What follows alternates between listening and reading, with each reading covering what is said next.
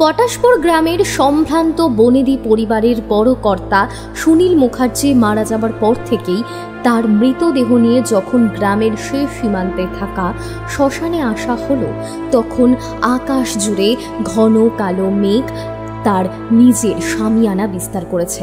শ্মশানে শবযাত্রীর দল এসে উপস্থিত হতে না হতেই শুরু হলো তুমুল কালবৈশাখী ঝড় এবং প্রবল বৃষ্টি। মৃতদেহকে নিয়ে শ্মশানের বিশ্রাম ঘরের মধ্যে প্রবেশ করালো সকলে। পটাশপুর গ্রামের শ্মশানের কালো ডোম গ্রাম প্রধানের অনুরোধে বলতে আরম্ভ করল তার অতীত জীবনের প্রত্যক্ষ করা এক ভয়ঙ্কর অভিজ্ঞতার কাহিনী। নমস্কার শ্রোতা বন্ধুরা, আজ আপনারা শুনতে চলেছেন লেখক সুরজিৎ ঘোষের কলমে গ্রাম বাংলার ভূতের গল্প শ্মশানে আড্ডার আসর। তাহলে বেশি দেরি না করে খুব শীঘ্রই শুরু হতে চলেছে আমাদের আজকের এই বিশেষ নিবেদন।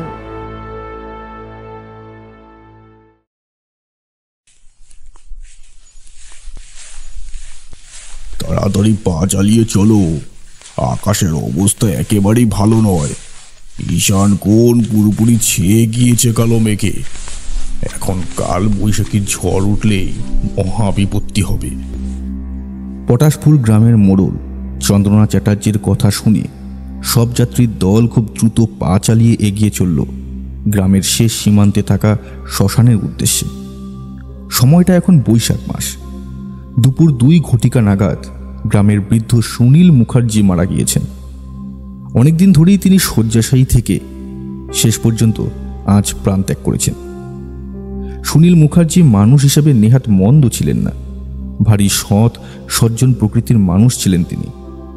দরিদ্র অসহায় মানুষের পাশে দাঁড়াতেন নিঃস্বার্থভাবে। সুনীল মুখার্জিকে পটাশপুর গ্রামের 8 থেকে 80 সকলেই বড় সম্মান করত, বড় ভালোবাসত। কারণ তার মতন এত ধনবান ব্যক্তি সমগ্র তল্লাটে আর ত্রুটি নেই। বিপুল পরিমাণ অর্থ থাকলেও তিনি কখনো অহংকারের অন্ধকারে ডুবে যাননি। যার যখন যে বিপদ ঘটত তার পাশে তিনি তখনই দাঁড়াতেন। সুনীল মুখার্জির পরিবার পটাশপুর গ্রামের এক সম্ভ্রান্ত খ্যাতনামা বনেদি পরিবার। যে মানুষটাকে সকলে এত ভালোবাসত, তার মৃত্যুর সংবাদ পেয়ে গোটা গ্রাম জুড়ে নেমে এলো শোকের কালো ছায়া। অন্তিমবারের মতো একবার মৃত সুনীল মুখার্জির মুখখানি দেখার জন্য মানুষের ঢল নামল মুখার্জি পরিবারে। সব মিলিয়ে মৃতদেহ বাড়ি থেকে বের করতে করতেই দুপুর গড়িয়ে বিকেল হয়ে গেল। গ্রামের প্রধান চন্দ্রনা চ্যাটার্জি মৃতদেহ সৎকারের তত্ত্বাবধানে ছিলেন। তার নির্দেশ অনুসরণ করে সকলে মৃতদেহ কাঁধে তুলে বলহরি বলহরি বলতে বলতে এগিয়ে চলল শ্মশানের দিকে। সময়টা বৈশাখ মাস হবার কারণেই হয়তো এরকমভাবে বিকাল গড়াতে না গড়াতেই আকাশ কালো হয়ে মেঘ করল। পটাশপুর মস্ত বড় এক গ্রাম। সেই গ্রামের একেবারে শেষ সীমান্তে রয়েছে শ্মশান। শ্মশানে এসে উপস্থিত হতে না হতেই শো শো শব্দে জোরালোভাবে বাতাস বইতে আরম্ভ করল। চারপাশের প্রতি একবার দৃষ্টি বুলিয়ে চিন্তিত কণ্ঠে চন্দ্রনা চ্যাটার্জি বললেন, সর্বনাশ! এই যে দেখি এখনই কাল বৈশাখীর ঝড় উঠে গেল। চলো চলো, তাড়াতাড়ি আমরা বিশ্রাম ঘরের মধ্যে প্রবেশ করি, চলো। চন্দ্রনা চ্যাটার্জির নির্দেশে সকলে এবার বৃদ্ধ সুনীল মুখার্জির মৃতদেহ কাঁধে নিয়ে প্রবেশ করল শ্মশানের মধ্যে থাকা বিশ্রাম ঘরের ভেতর। চারপাশের প্রকৃতি থেকে আলোর মাত্রা একেবারে কমে গিয়ে ঝুপ করে অল্প সময়ের মধ্যে কেমন যেন নেমে এলো নিকোষ কালো অন্ধকার। পটাশপুর গ্রামের শ্মশান লাগোয়া একটি মাঝারি ধরনের বিল রয়েছে। সেই বিলের বুক থেকে উঠে এলো কনকনে ঠান্ডা জলো বাতাস। শো শো শব্দে ঝড়ের দাপটে শ্মশানের বুকে থাকা মস্ত বড় বড় গাছগুলো একেবারে থরথর করে যেন কাঁপতে আরম্ভ করল। দেখতে দেখতেই শুরু হলো প্রবল প্রাকৃতিক দুর্যোগ। বেশ কিছুটা সময় ঝড়ের তাণ্ডব চলার পর আরম্ভ হলো মুষলধারে বর্ষণ। বিলের 2 কূল ঝাঁপিয়ে বৃষ্টি নামল। প্রকৃতির বুক থেকে সবটুকু আলো একেবারে কমে গিয়ে নেমে এলো নিঝুম অন্ধকার। সব যাত্রীর দলটির মধ্যে ছিল প্রায় 15-20 মানুষ। সকলে মিলে বিশ্রাম ঘরের মেঝেতে মৃতদেহ নামিয়ে রেখে গোল করে বসল। বাইরে যা ভীষণ ঝড় বৃষ্টি আরম্ভ হয়েছে, তাতে এখন আর থামবে বলে কিছুতেই মনে হচ্ছে না। এইভাবেই আমাদের এখানে বসে থেকে অপেক্ষা করা ছাড়া আর কিছুই করার নেই। কিন্তু সবই তো বুঝলাম, তবে আমাদের কালুডোম কোথায় গেল? গ্রামের লোকের এই প্রশ্নে সকলের মধ্যেই এবার মৃদু গুঞ্জন উঠল। সকলের মাথা থেকে একেবারে বেরিয়ে গিয়েছিল কালুডোমের বিষয়টা। কালুডোম পটাশপুর গ্রামের শ্মশানে পা রাখা মাত্রই যেই মানুষটাকে সর্বক্ষণ দেখা যায় তা হলো কালুডোম। কালুডোম দিবানিশি এই শ্মশানের মধ্যেই পড়ে থাকে। যে কোনো মানুষের মৃতদেহ সৎকার করা তার দায়িত্ব। সে এই গ্রামের লোক নয়। ছোটবেলায় নাকি নিখোঁজ হয়ে কালুডোম এসেছিল এই গ্রামে, তারপর থেকে এখানেই থেকে গিয়েছে। এই গ্রামের মানুষজন, বিশেষত সুনীল বাবুর আর্থিক সাহায্য নিয়ে বড় হয়েছে। বিনিময়ে সে শ্মশানের যাবতীয় মৃতদেহ সৎকার করেছে বিনা পয়সায়। সকলে মিলে কালুডোমের খোঁজ করতেই বিশ্রাম ঘরের দোরগোড়ার সামনে এসে উপস্থিত হলো একটি অবয়ব। আবছা আলো অন্ধকারের মধ্যেও দেখা গেল সেই অবয়বটি একটি পুরুষের।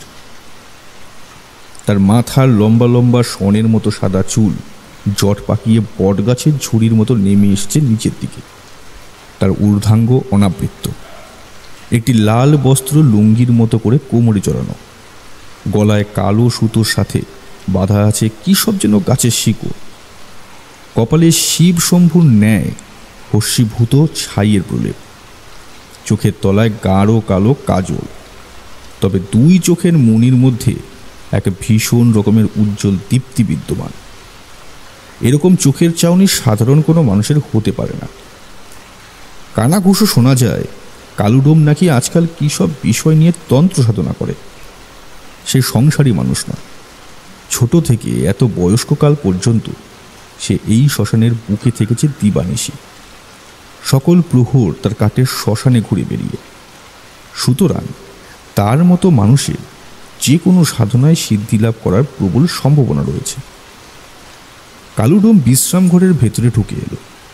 বিশ্রাম ঘরের কুলঙ্গিতে রাখা একটি দেশলাই কাঠি জ্বালিয়ে একখানি মোটা মোমবাতির সল্তের মধ্যে আগুন ধরালো। অন্ধকারে ডুবে থাকা ঘরটার ভেতরে সহসা জ্বলে উঠল সামান্য কিছুটা আগুনের উজ্জ্বল আলোক রেখা। আমি বাইরে ছিলাম, বৃষ্টি নামতেই ছুটে এলাম বিশ্রাম ঘরের দিকে। সুনীল বাবুর মৃত্যুর খবর শুনে আমাদের মনটা ভীষণ রকমের উদাসীন হয়ে রয়েছে। সত্যি মানুষটা বড় ভালো মানুষ ছিল, এ কথা অস্বীকার করার সামান্যতম জায়গা নেই। আজ আমি জীবিত রয়েছি কেবলমাত্র এই মানুষটার জন্যই। তিনি যদি আমায় ছোটবেলা থেকে সাহায্য না করতেন তাহলে হয়তো আজ কোথায় ভেসে যেতাম। কিন্তু তোমরা কি করছো? চন্দ্রনাথবাবু, আপনি কি জানেন না মৃতদেহকে এইভাবে অন্ধকারের মধ্যে ফেলে রাখতে নেই? একটু আলোর ব্যবস্থা করতে পারতেন তো। ভাগ্যিস আমি সঠিক সময়ে এসে উপস্থিত হয়েছিলাম, না হলে কখন যে কোন বিপদ ঘটে যায় তার কেই বা বলতে পারে। আরে আমাদের সঙ্গে যে আলো জ্বালানোর মতো কোনো জিনিস নেই, সেই জন্যই তো অন্ধকারে বসে থাকতে বাধ্য হয়েছি।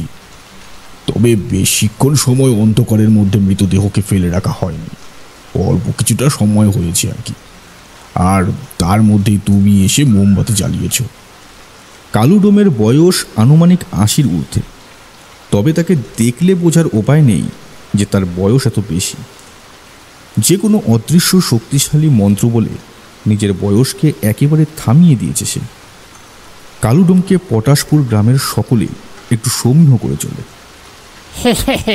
কেন গো দাদু, অন্ধকারের মধ্যে দীর্ঘক্ষণ মৃতদেহ ফেলে রাখলে মৃতদেহে কি প্রাণ ফিরে আসবে? কথাটা বলেই নিজেদের মধ্যে প্রবল হাসি ঠাট্টা করতে ব্যস্ত হয়ে পড়ল ওই একদল যুবক। এমন ধারা রসিকতা একেবারেই পছন্দ নয় কালুডোমের। বৃদ্ধের দুই চোখ কেমন যেন সংকুচিত হলো। তার চোয়াল ক্রমাগত হয়ে উঠল কঠিন থেকে আরও কঠিনতর। সকলে বুঝতে পারল কালুডোম ছেলেগুলোর এমন ধারা কথা শুনে বেশ খানিকটা অপ্রসন্ন হয়েছে।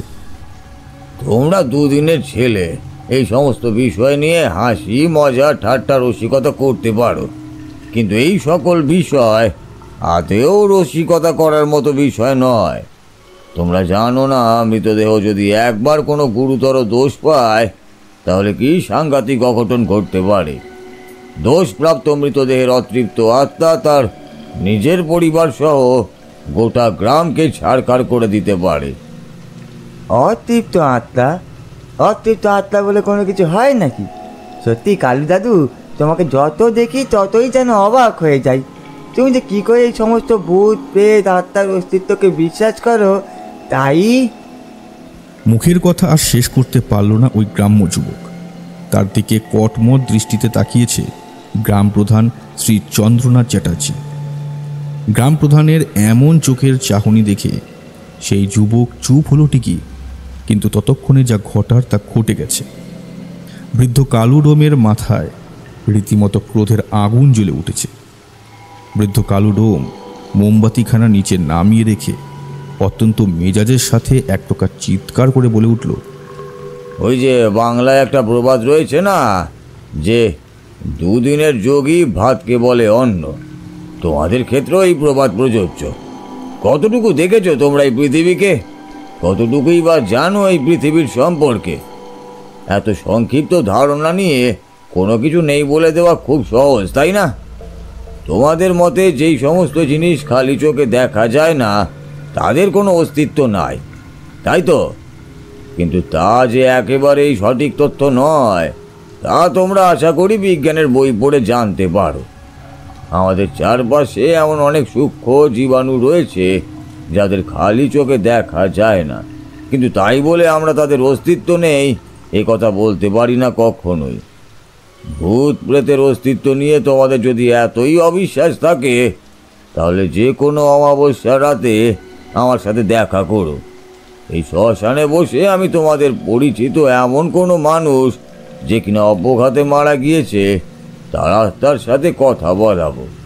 হ্যাঁ, তাকে হয়তো তোমরা দেখতে পাবে না, কিন্তু তার গলার আওয়াজ শুনতে পাবে। তখন দেখবো তোমাদের কত সাহস।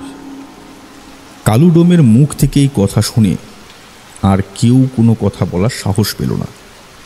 গোটা বিশ্রাম ঘর জুড়ে যেন নেমে এলো শ্মশানের মৃত্যু শীতল নীরবতা। বাইরে তিমিরাচ্ছন্ন প্রকৃতি থেকে একটানা বৃষ্টির শব্দ ছাড়া আর কোনো কিছুই ভেতরে প্রবেশ করছে না। মাঝে মাঝে অন্ধকার গগন বক্ষকে আড়াআড়িভাবে ফালা করে দিয়ে ঊর্ধ্ব গগন হতে নেমে আসছে বিদ্যুতের লকলকে শিখা। মাত্র কয়েক সেকেন্ডের জন্য চারপাশ সাদাটে উজ্জ্বল আলোয় পরিপূর্ণ হয়ে আবার বিশ্ব চরাচর তলিয়ে যাচ্ছে অন্ধকারের সাম্রাজ্যে। আহা কালুদা, তুমি ছেলেগুলোর কথা এরকমভাবে চটে যেও না। জানোই তো ওরা সকলের সাথে ওরকমই একটু আধটু মজা ঠাট্টা করে। ওরা তোমাকে মোটেও রাগাতে চায়নি। বাইরে তো এখন ঝমঝম করে বৃষ্টি হচ্ছে। মুখার্জি মশায়ের মৃতদেহের সৎকার করা যাবে না এই অবস্থায়। তুমি বরং তোমার অতীত জীবনে ঘটা কোনো আদি ভৌতিক ঘটনার কথা ওদের বলে শোনাও। দেখবে তাতে আমাদের সকলের সময়টা কেটে যাবে, আর ওদেরও এই সমস্ত অলৌকিক বিষয়ের ওপর বিশ্বাস জন্মাবে। কেবলমাত্র মোড়ল মশাই বলছেন বলেই আমি একটা ঘটনার কথা তোমাদের সকলকে বলবো। তবে এই ঘটনা বলে আমি যে তোমাদের মনে ভূত প্রেত সম্পর্কে বিশ্বাসের সঞ্চার করতে চাইছি এমনটা ভাবার কোনো কারণ নেই। তোমরা বিশ্বাস করো আর নাই করো তাতে কারোরই কিছু যায় আসে না। তারা যেমন রয়েছে ঠিক তেমনই থাকবে। স্থান কাল পাত্র ভেদে তারা আসে। কিছু কিছু বিশেষ তিথি নক্ষত্র যোগে তাদের অতৃপ্ত আত্মা প্রকট হয়।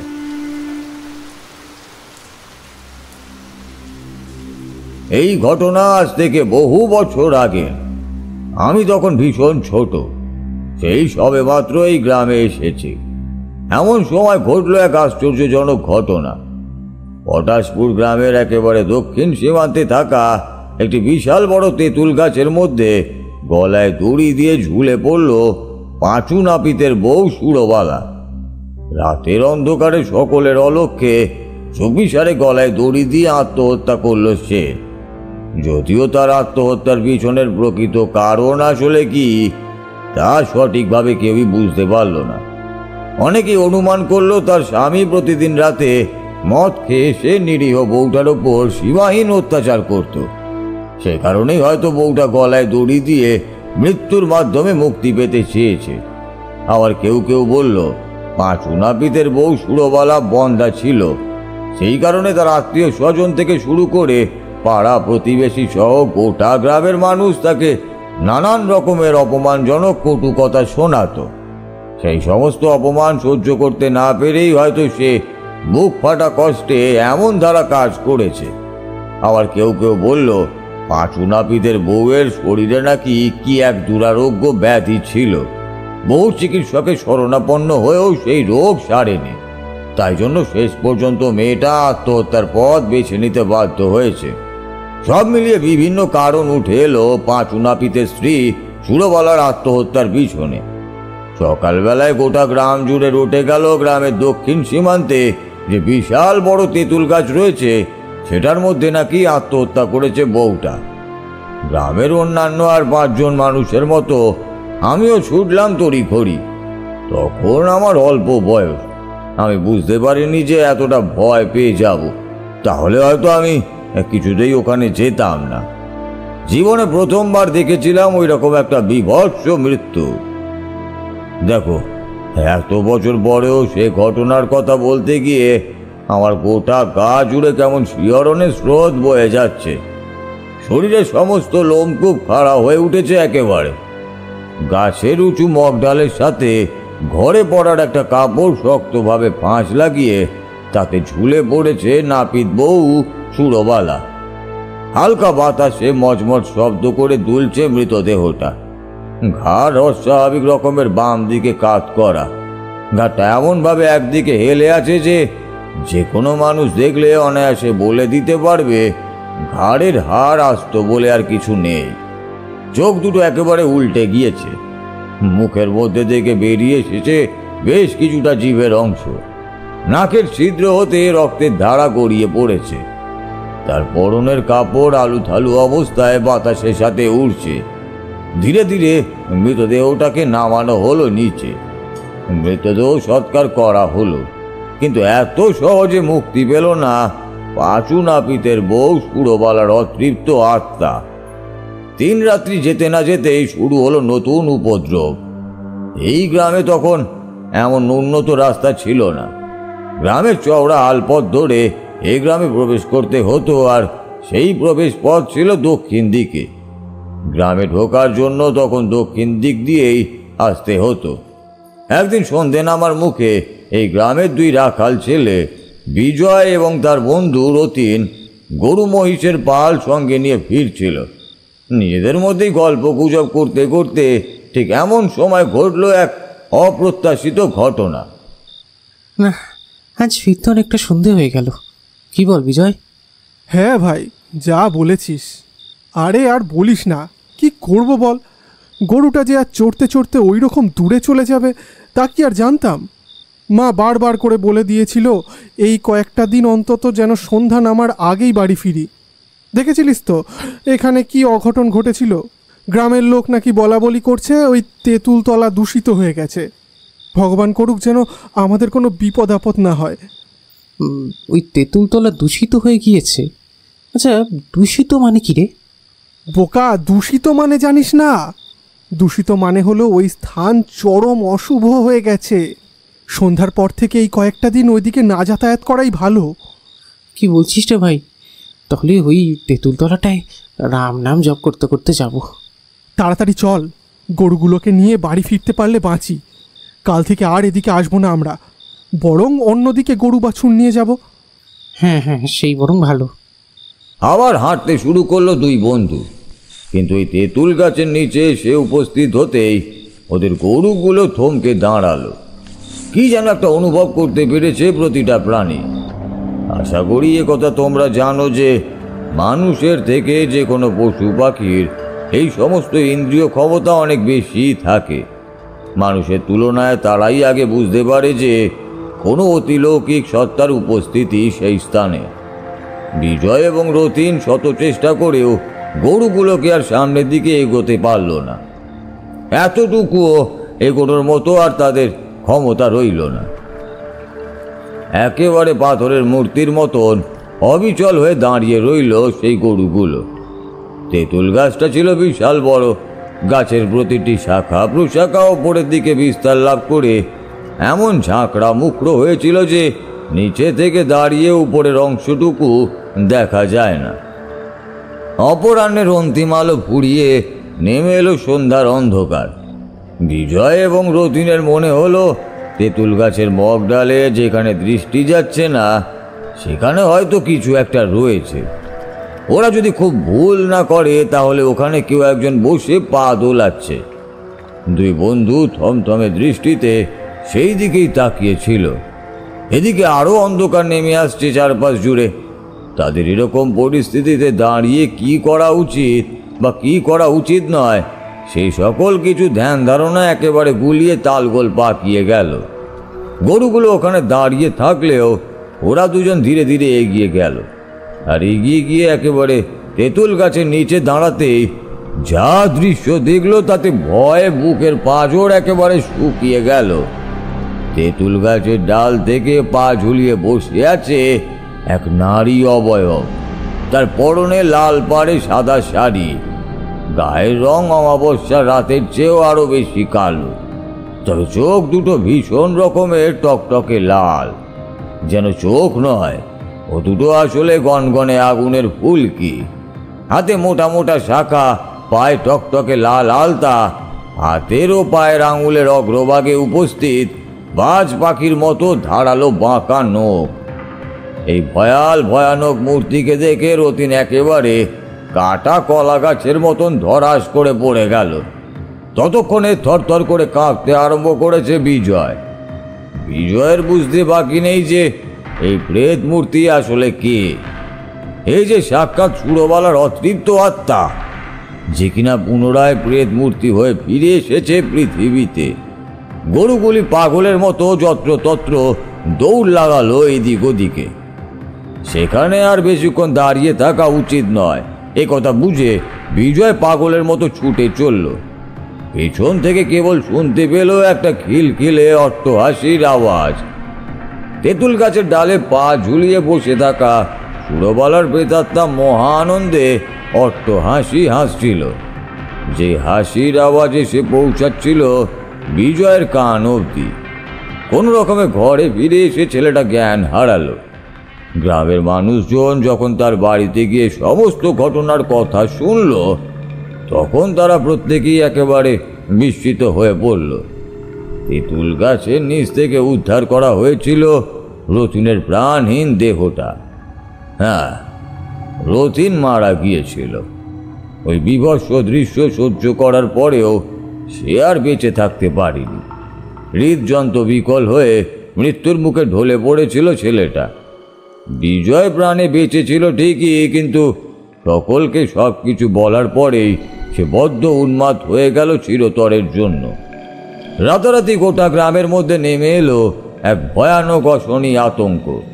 মানুষের মুখে মুখে ছড়িয়ে পড়ল তেঁতুল তলায় থাকা সুরবালার আত্মার কথা।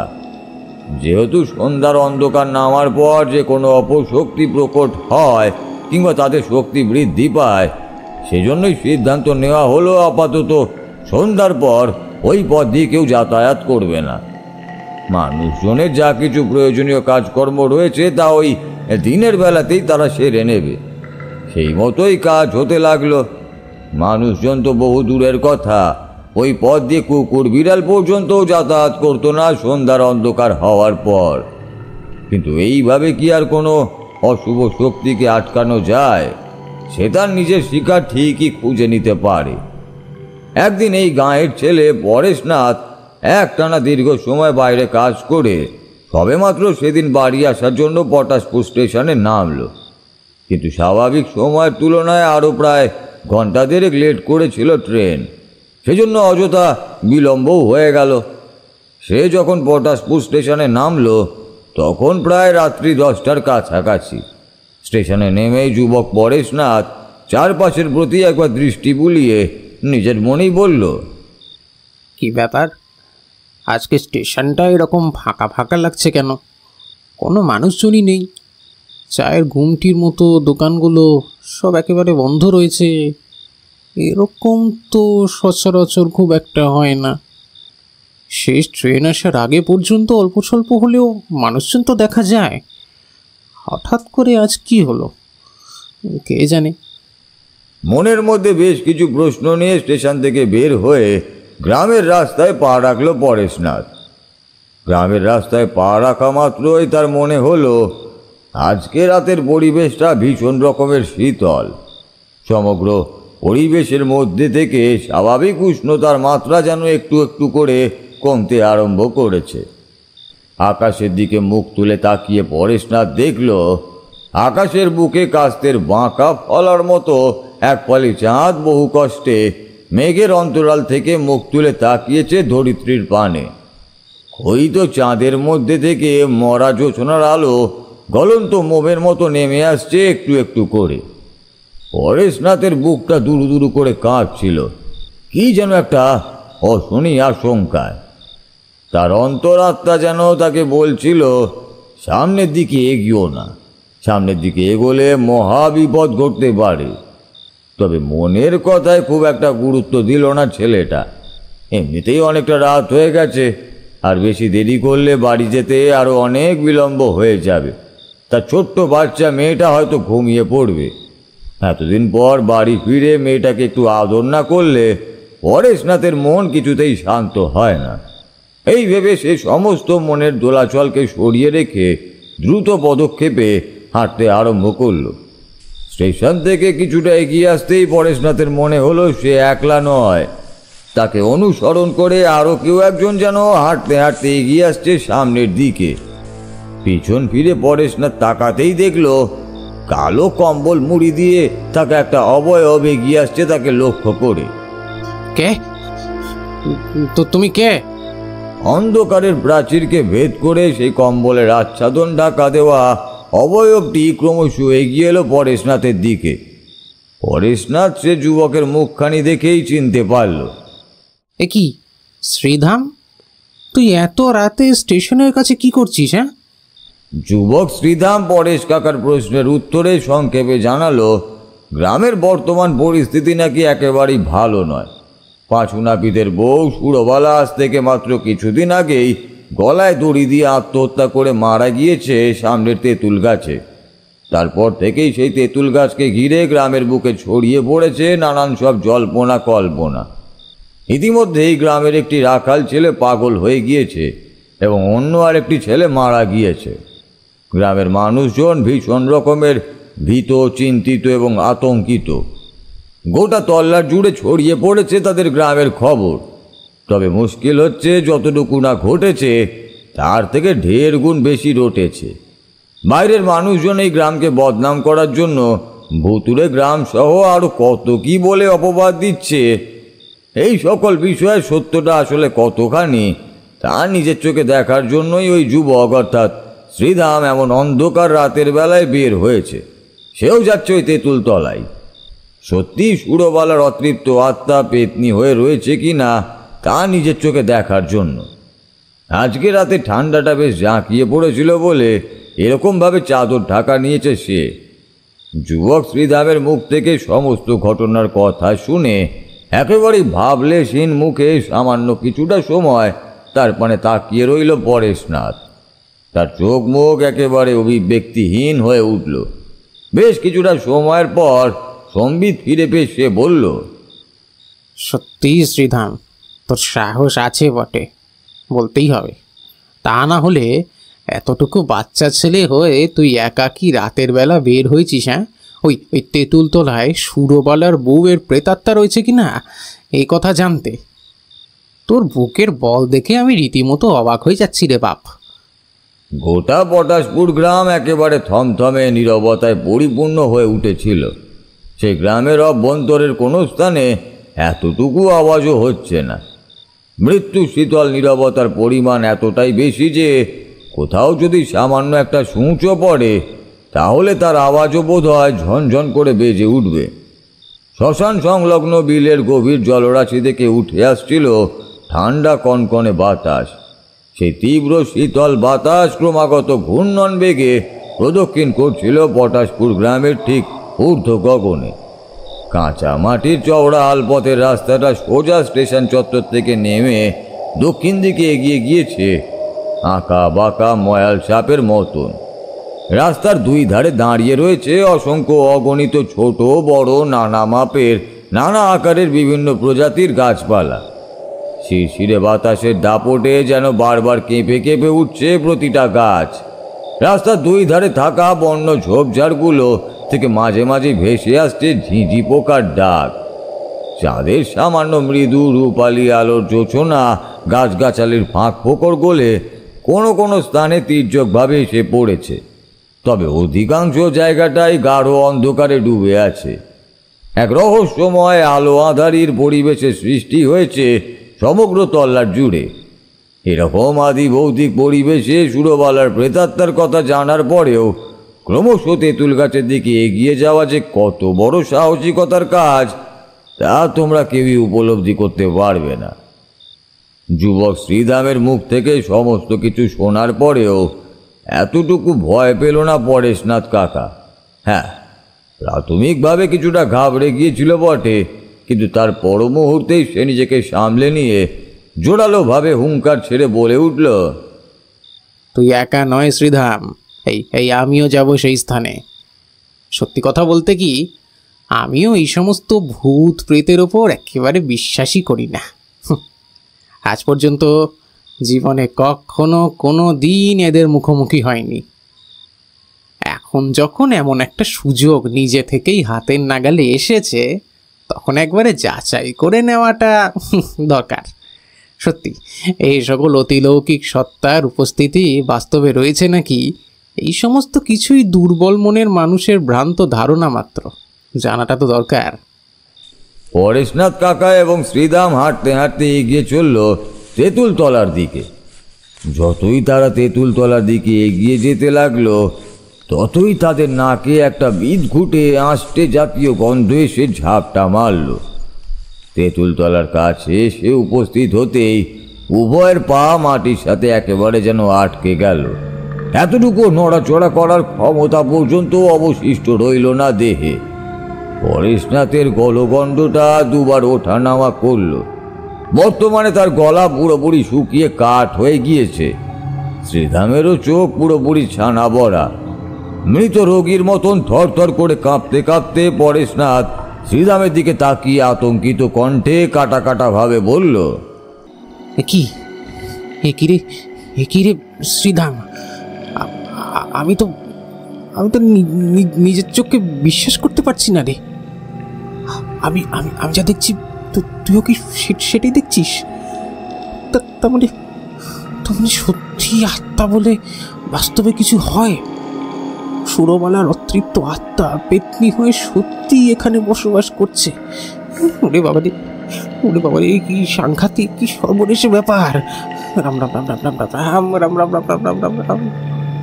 জড়ানো গলায় শোচনীয় অবস্থায় কথাগুলো বলল পরেশনাথ কাকা। শ্রীধামের চোখ মুখ ততক্ষণ ফ্যাকাশে হয়ে গেছে। জীবনের আগে কখনো কোনোদিনও সে অতৃপ্ত বিদেহী আত্মাকে সরাসরি দেখেনি। যেই মানুষটার দেহ নিজের হাতে গাছ থেকে খুলে নামিয়েছে, যাকে চিতার আগুনে পুড়িয়ে দেওয়া হয়েছে, হুবহু সেই একই রকম দেখতে সুরবালা কাকির অতৃপ্ত আত্মা বসে রয়েছে তেঁতুল গাছের ডালে।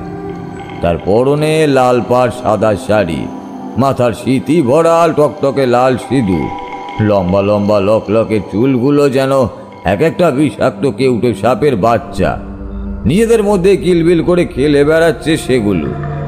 কালো চোখে ঢুকে যাওয়া অক্ষি কোঠরের ভেতর দুটি লাল আলোর বিন্দু দপদপ করে জ্বলছে আর নিভছে ক্ষণে ক্ষণে।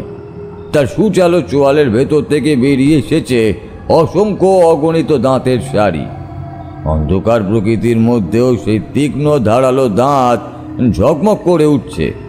মনের আনন্দে পা দুলিয়ে তেঁতুল গাছের ডালে বসে থাকা প্রেতনি তার দুই হাত অস্বাভাবিক রকমের লম্বা করে পার্শ্ববর্তী পুকুরের জল থেকে মাছ ধরে ধরে তা চালান করছে মুখে। তারপর কচমচ শব্দে কাঁচা মাছ চিবিয়ে চিবিয়ে খাচ্ছে। ঠোঁটের কষ বেয়ে গড়িয়ে নামছে মাছের আঁচড়ে রক্তের ধারা। মাঝে মধ্যে লম্বা লকলকে কালচে জীবের বেশ কিছুটা অংশ বের করে চেটে পুটে নিচ্ছে হাতের ও ঠোঁটের চারিধারে লেগে থাকা সবটুকু রক্ত। এই বিভৎস মর্মান্তিক দৃশ্য দেখে একেবারে গা গলিয়ে ওঠার মতো অবস্থা হলো ওদের। এখান থেকে এক্ষুনি চুপিসারে পালিয়ে যাওয়াই শ্রেয়। তা না হলে ওই পেতনি যদি একবার আমাদের দেখতে পায় তাহলে সর্বনাশ হয়ে যাবে। পরেশনাথ কাকা শ্রীরামের উপস্থিত বুদ্ধি দেখে অত্যন্ত খুশি হলো। সিদ্ধান্ত নিল তারা যে পথে এসেছে সেই ঘুর পথে চুপিসারে ফিরে যাবে। দরকার হলে আজকে রাতটা তারা গ্রামে ঢুকবে না, তাও ভালো, কিন্তু এইভাবে এই তেঁতুলতলা পেরিয়ে যেতে পারবে না কিছুতেই। তেঁতুলতলা সন্নিকটে যাওয়া মানে জেনে শুনে মৃত্যুর দোরগোড়ায় গিয়ে পৌঁছানো। শ্রীরাম এবং পরেশনাথ কাকা চুপিসারে পলায়ন করতেই যাবে, ঠিক এমন সময় খিলখিল করে অট্ট হাসি হাসতে হাসতে সুরবালা কাকির অতৃপ্ত পেতাত্তা পিছন থেকে বলে উঠল,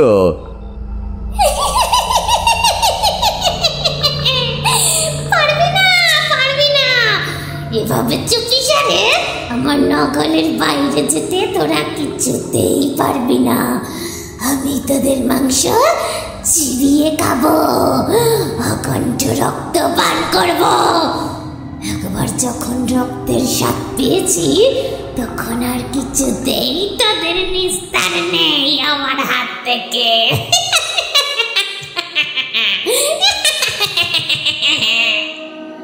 নাকি সুরে খনা গলায় কথাগুলো বলে খিলখিল করে হেসে উঠল সুরবালা কাকির পেতনি। বুকের বাম পাশে হাত রেখে দাঁড়িয়ে পড়েছে পরেশনাথ কাকা। বর্তমানে তার চোখ হয়ে উঠেছে একেবারে বিস্ফারিত। যে কোনো সময় যে কোনো মানুষের পক্ষেই এত ভয়, এত উত্তেজনা, এত আতঙ্ক সহ্য করা কখনোই সম্ভব নয়। যুবক শ্রীরাম তাকালো কাকার ভাবলেশীন থমথমে মুখের পানে। পরেশনাথ এত কিছু একসাথে দেখে শুনে চরম ভয় পেয়ে গেলেও ওই যুবক কিন্তু একেবারে তার মতো ভয়ে কাবু হয়ে পড়ল না। সে তখনও পর্যন্ত দিব্যি নিজেকে শক্ত করে ধরে রেখেছে। তেঁতুল গাছের ডালে বসে থাকা পেতনি সরীসৃপ প্রাণীর মতো বিচিত্র ভঙ্গিমায় চার হাত পায়ে ভর দিয়ে গাছের গুড়ি বেয়ে ক্রমশ নামতে শুরু করেছে নিচের দিকে। পেতনি দুই চোখের মধ্যে যেন জ্বলছে গনগনে আগুন। চোখের ভেতর থেকে বুঝি ঠিকরে বেরিয়ে আসছে জ্বলন্ত আগুনের উত্তাপ। মুখের অভ্যন্তরের মধ্যে থেকে সাপের মতো যে কালো কুচকুচে জিনিসটা বেরিয়ে এসেছে সেটা যে তার জীব, সে কথা নতুন করে বলে দেওয়ার কিছুই নেই।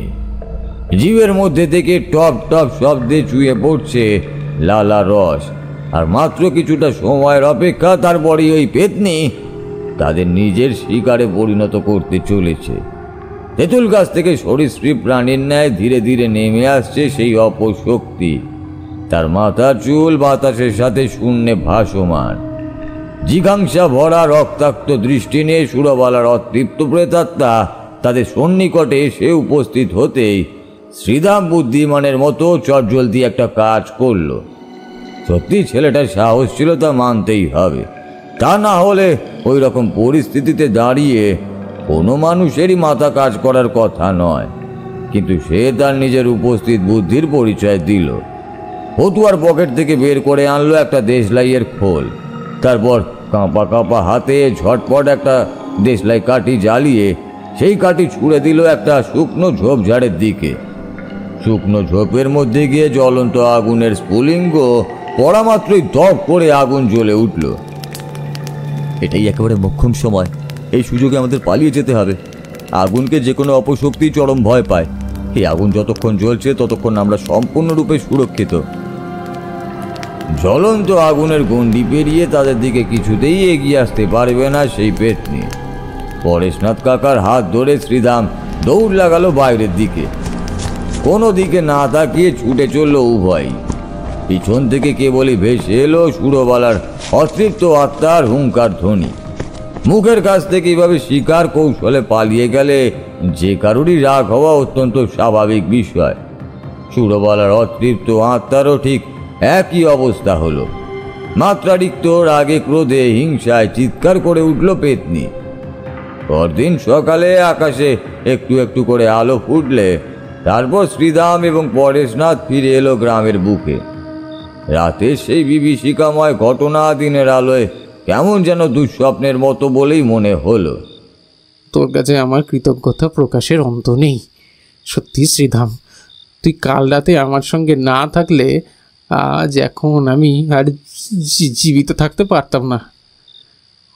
ওই তেঁতুলতলাতেই পড়ে থাকতাম হয়তো, ক্ষতবিক্ষত প্রাণহীন নিথর শরীরটা আমার। বাড়িতে আমার ছোট্ট ফুটফুটে একটা বাচ্চা মেয়ে রয়েছে, বৃদ্ধ মা বাবা স্ত্রী আছে, তাদের যে কি হতো স্বয়ং ঈশ্বরই জানেন। ভগবান মঙ্গলময়, তাই তো তিনি কালকে রাতে তোকে আমার সাথে পাঠিয়ে দিয়েছিলেন। ভাগ্যিস তুই তোর উপস্থিত বুদ্ধি কাজে লাগিয়ে ওইভাবে আগুনটাকে জ্বালিয়ে দিয়েছিলি। আগুন না জ্বালালে সুরবালার আত্মা, ওর হাত থেকে আমি নিস্তার পেতাম না। সে সত্যি গতকাল রাতে আমাদের প্রাণ নিত।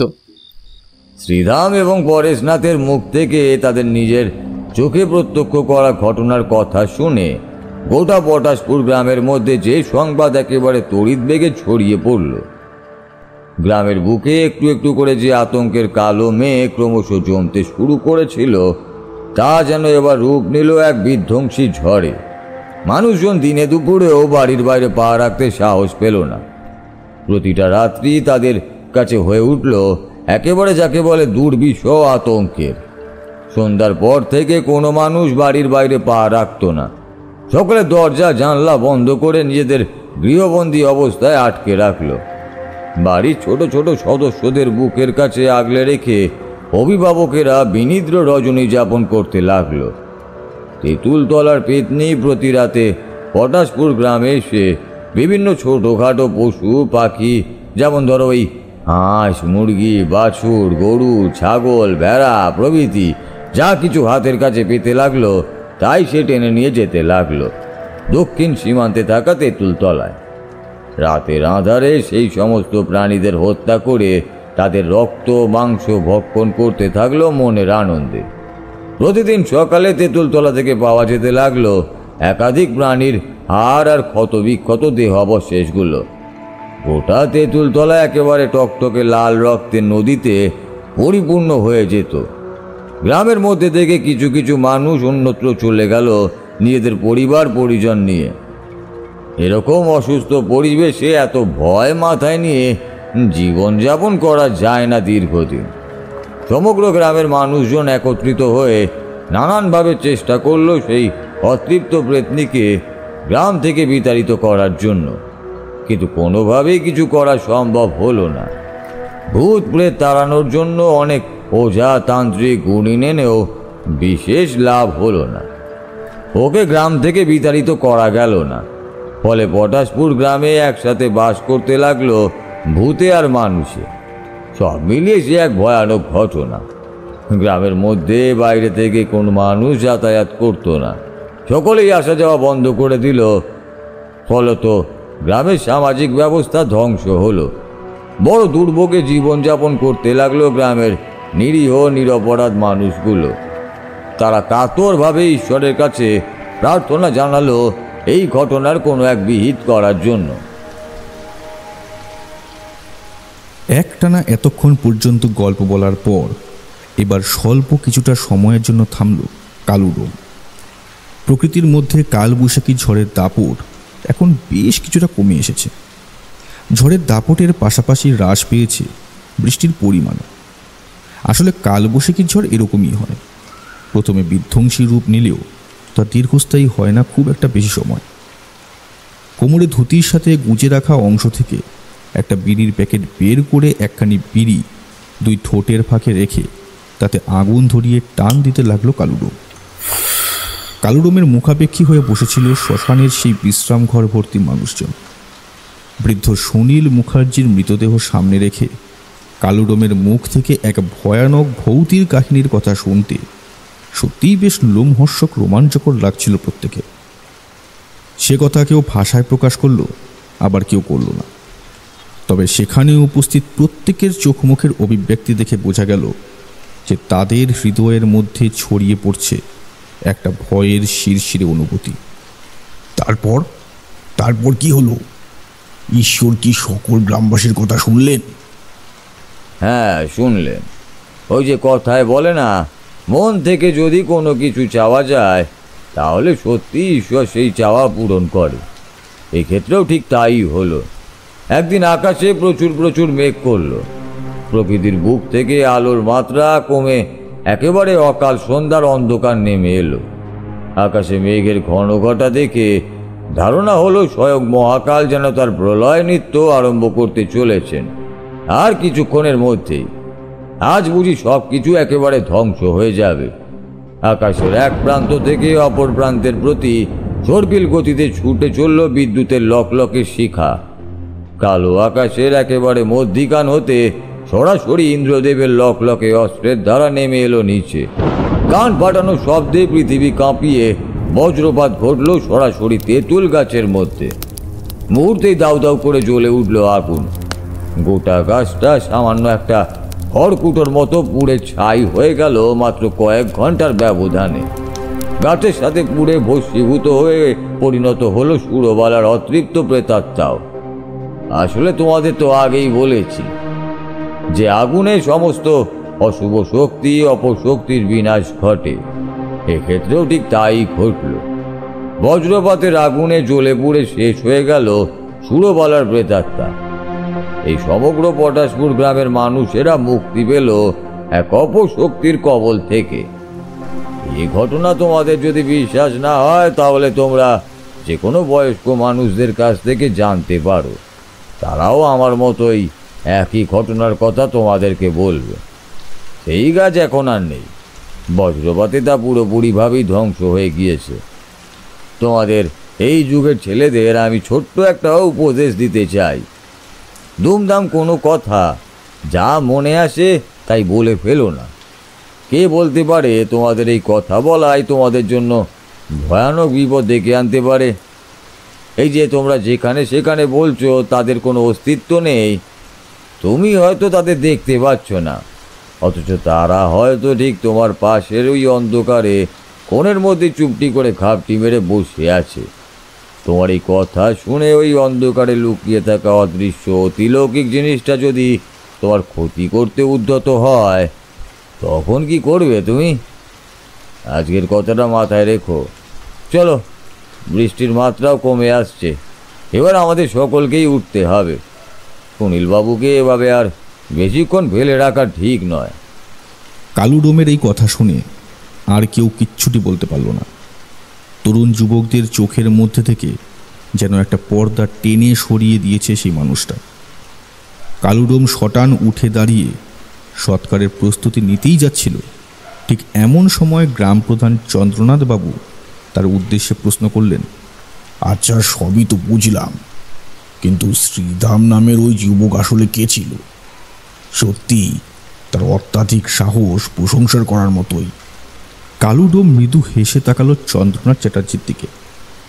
গ্রাম প্রধানের উদ্দেশ্যে বৃদ্ধ কালুডোম বলল, আগে এই অধমের ভালো নাম শ্রীধাম, তবে এই গ্রামের বেশিরভাগ মানুষই আমায় কালুডোম নামেই চেনে।